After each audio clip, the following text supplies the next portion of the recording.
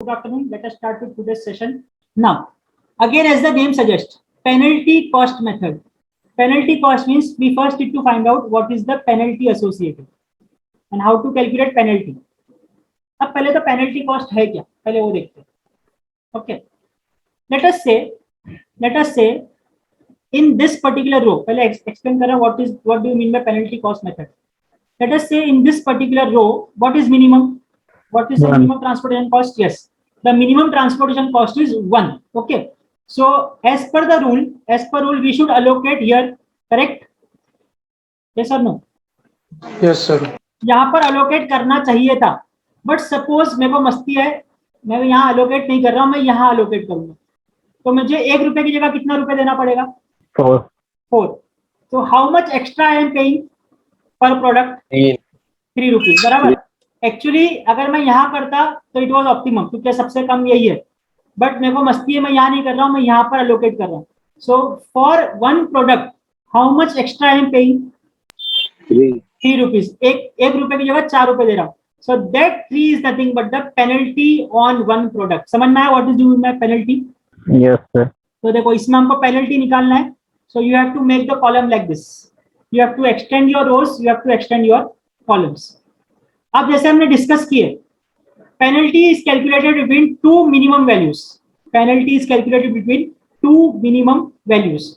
तो first row में minimum to values कौन सी है? 4 and 1. So what will be the penalty? 3. So I will write down 3 here. Simple. Similarly, can you tell me for second row how much penalty will be imposed?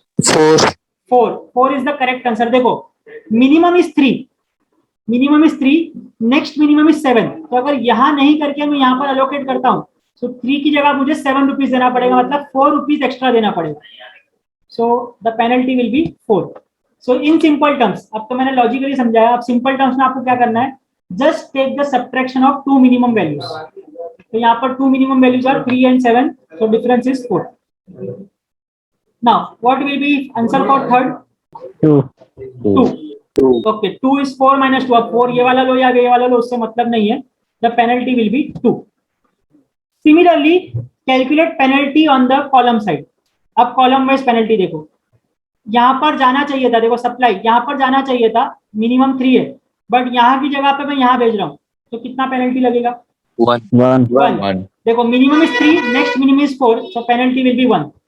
Similarly for E column the penalty will be 0. बराबर है? Why 0? Because both the minimum number are same. ये भी 4 है, ये भी 4 है. बहुत से लोग यहाँ मिस्टेक करते हैं, 8 minus 4 करते हैं, ऐसा नहीं करना है. If there are two same numbers, the penalty will be 0. Okay, tell me the penalty for F column. 1. Okay, 2 minus 1 is 1. So now we have got the penalties as 3, 4, 2, 1, 0, 1. Now what you need to do? You have to select the highest penalty from all of this. Okay, देखो first step क्या था? First step मैं यहाँ लिख देता हूँ for your reference, calculate penalties. Okay, after calculation penalty select maximum penalty.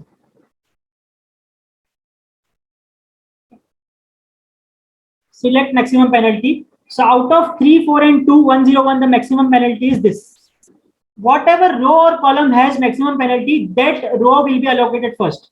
इसका मतलब मैं क्या बोल रहा हूँ, मेरा जो भी allocation होगा वो इन तीनों में से कहीं तो होगा, 3, 8 या 7 पे. अब फिर से डाउट आता है, ठीक है सर समझ में तो आ गया कि ये रो में होगा, बट ये रो में कहां पर होगा? 3 पे होगा, 8 पे होगा कि 7 पे होगा? तुम लॉजिकली बताओ कहां होना चाहिए? जहां सबसे ज्यादा एलोकेट कर सकते. नहीं, उससे पहले क्या देखना रहता है? Minimum cost. मिनिमम कॉस्ट सबसे पहले, मिनिमम कॉस्ट यहाँ पर है 3 पे. देखो सबसे ज्यादा अलोकेट कहां हो सकता है, वो कब देखना है? जब टाई हो जाए. अगर कॉस्ट दोनों का सेम हो जाए तब देखना है कि where it should be tie can be broken, how can tie be broken. But यहाँ पर टाई तो नहीं है. समझ में आया how to select maximum penalty? सबसे पहले मैक्सिमम पेनल्टी सिलेक्ट करो. इससे क्या मालूम पड़ेगा कि मेरा जो भी अलॉटमेंट होना है that will be in this row only. Now in this row where to allot? So the minimum one जो अपन रेगुलर करते आ रहे. So now this will be allocated and how much will be allocated at this point? ये यहाँ पर कितना allocate होगा? 20 होगा, बिकॉज 40 and 20 का मिनिमम 20 है. So this 20 counter effects, this 20 will become 0 and this 40 will become 20. and this row will be now cancelled out. Now again you need to calculate penalties. Now again calculate the penalties. अब देखो क्या बचा है, first row में सिर्फ ये दो values बचे 4 and 1. What will be penalty? 3. So I will write down 3 here. For second row, tell me the penalty now. 1. 1. And for third row, 4 and 2, it will be 2 only. 2. Okay. Now this column has been cancelled out. ये पूरा cancel हो गया. यहाँ पर penalty निकालने की जरूरत नहीं है. So only the remaining ones, the penalty should be calculated. So now tell me what is the penalty for the second column? 0. देखो 4 और 4 अभी दोनों बचे हुए हैं. तो 4 and 4 the answer will be 0. Here it will be कितना रहेगा? 1. 1. 2 and 1. Then these two numbers are 1 and 2 and difference between them is 1. तो यहाँ पर भी आ जाएगा 1. Now after finding out penalties, देखो ये हो गया, फर्स्ट स्टेप हो गया, कैलकुलेट पेनल्टी हो गया. Now what we need to check? Second step, select maximum penalty. तो मैक्सिमम पेनल्टी कहाँ पर है? 3. देखो 3, 1, 2, 0 और 1. तो मैक्सिमम नंबर 3 है. तो आई विल सिलेक्ट दिस. ये मेरा सेकंड स्टेप हो गया. What does it mean? Whatever I will allocate in this row only. That means at 4 or 1. Then third step क्या होगा? अब तुम बोलोगे रो तो मालूम पड़ गई. We know the row where should be allocated, but exactly where? So what we need to select? Minimum cost. So here I will write select minimum cost. Okay. So minimum cost is 1. So allocation will be done here. And how much I will allocate? 35 और 50 का minimum 35 है. 35 will be allocated here. Counter effects. This will become 15 and this will become 0. और जैसे 0 बन गया ये cut out हो जाएगा. Now again we want to go for penalties. जब तक सब allocated नहीं होता जब तक penalty निकालते रहना है. Okay. Now tell me what will be the penalty? ये रो में penalty क्या होगा? 4 ही आएगा. आपको दूसरा बचा ही ना ऑप्शन. आपको हमको यहीं पर allocate करना ही पड़ेगा. तो 4 रुपए तो जाना ही जाना है any how. So the penalty will be 4, 8 and 4. तो जो बच गया वो हमारी पेनल्टी में चले जाएगा. Similarly this column is cancelled now. So only I need to find out penalty for this particular column. तो इसकी पेनल्टी क्या हो जाएगी? 0. Okay. So 0 is there. Now what we need to check? Maximum penalty. ठीक है. अब maximum penalty कहाँ पर है? 8. Row B 8. Maximum penalty is 8. So what I will do, I will select this row. Select हो गया. अब I know that I will have to allocate in this row. But ये रो में कहाँ पर? अब एक ही दो नंबर बचा है. तो हमको सोचने की जरूरत है क्या? No sir. नहीं है. डायरेक्टली यहाँ allocate करेंगे. How much I will allocate? 20 because the minimum of 20 and 95 is 20. So 20 will be allocated here, and this now will be cancelled out. So this becomes 0, and this 95 will become now 75. Okay, and this row will get cancelled out. अब क्या होगा?